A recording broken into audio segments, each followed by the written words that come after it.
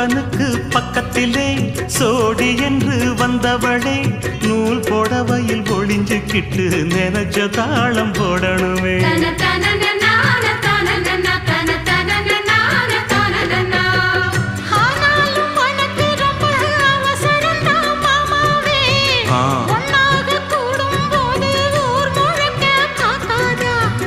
பார்த்தாலும் தவறு இல்ல பனியுறங்கும் ரோசாவே உன்னால சொத்த வச்ச மூக்குலதான் வைக்காதா.